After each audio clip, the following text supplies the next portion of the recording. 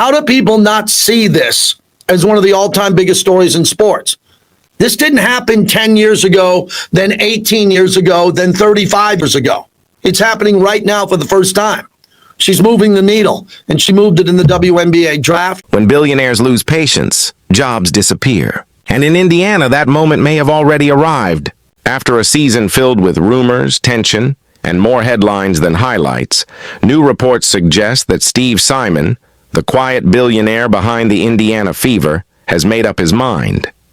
He's done waiting. He's done debating. Stephanie White's time in Indiana could be nearing its end. The whispers started small, a text here, a phone call there. But by mid-October, multiple insiders were saying the same thing. Steve Simon wants a new coach before next season begins. To most fans, this might seem sudden, but those paying close attention could see it coming for months. Every locker room argument, every power struggle, every awkward press conference, it all led to this moment. Now, the question isn't if Steve Simon will make a change. It's two NBA stars. Well, there's one that moves the needle. I think you have leverage. I think you deserve more than 9%. But it's just misstep after misstep. Time to grow up, girls. Like fast. Like this is the player that got you off the airline. The team made progress, sure, but the chemistry was shaky. The rotations were questioned, and the locker room was divided. Sources say Steve Simon was furious after a late-season collapse that exposed everything he'd been trying to fix behind the scenes.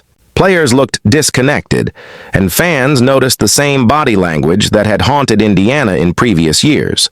According to one front office insider, Simon walked out after that final loss and said just one line: "We're still running this like it's 2015. He wasn't just talking about basketball. He was talking about culture, about control. Simon reportedly told his top executives that there's millions and millions of dollars of endorsements. She's actually, because she declared to become pro, her endorsements are higher in dollar value. She has a global platform now, not just a U.S. platform. So she's going to do just fine, as will the top players in the league. Too many players were pulling in different directions. Too much loyalty remained to the old Fever way. And in Steve Simon's mind, the only person who could change that, or was refusing to, was Stephanie White. This wasn't personal. It was philosophical. Stephanie White built her career on teamwork, structure, and accountability. She believed in discipline, 5 players sharing the ball, defending together, and winning the hard way. Steve Simon believed in something else: star power. He wanted the Fever to reflect what made the NBA explode: personalities, offense, and entertainment. Caitlin Clark was the engine, and everything else was supposed to orbit around her.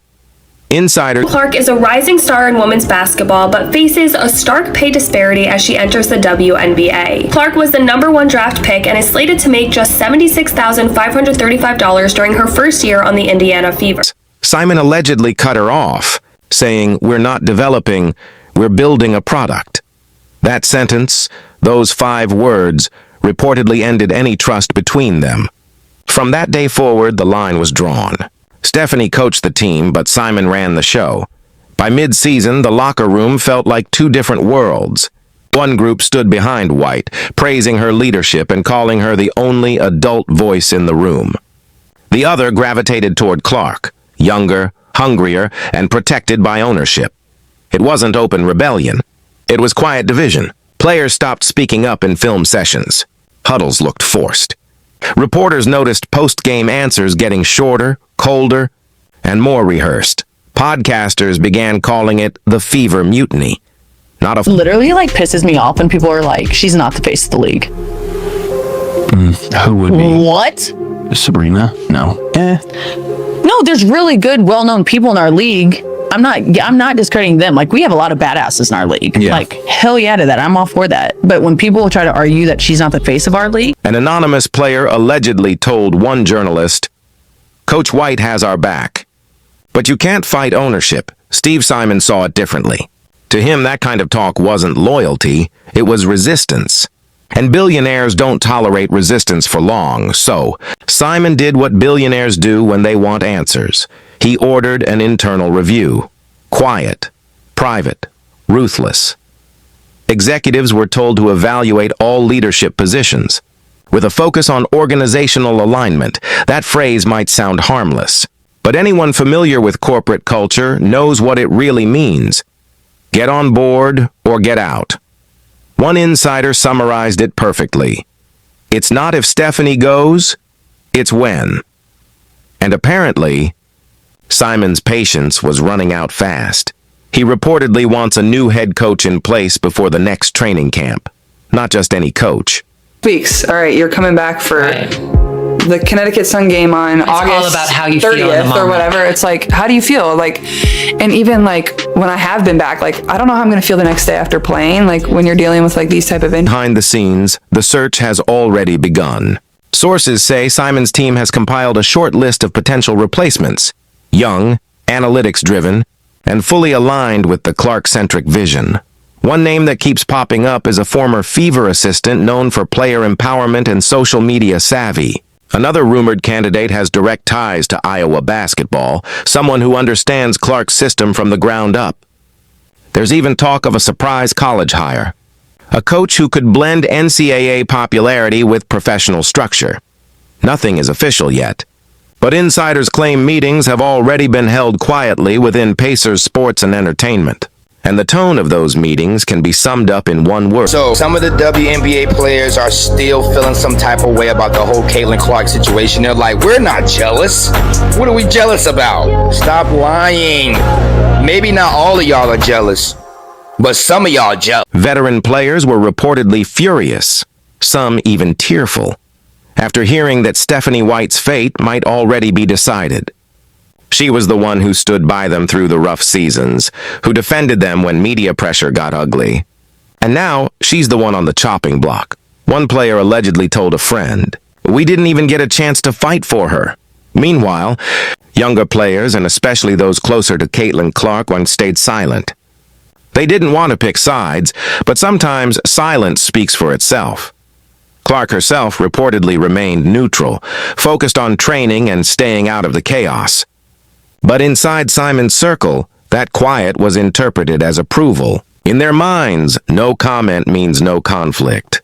And so the divide grew. Those who loved White felt betrayed.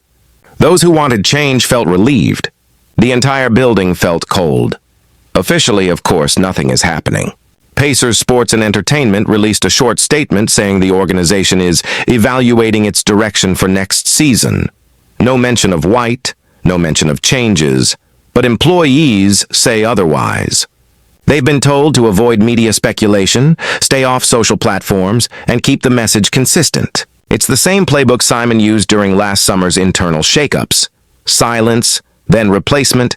Podcasters and WNBA reporters are already connecting the dots. One viral post from Live SportsWire claimed, "Expect a coaching announcement before the holidays." Fans are reading between the lines too.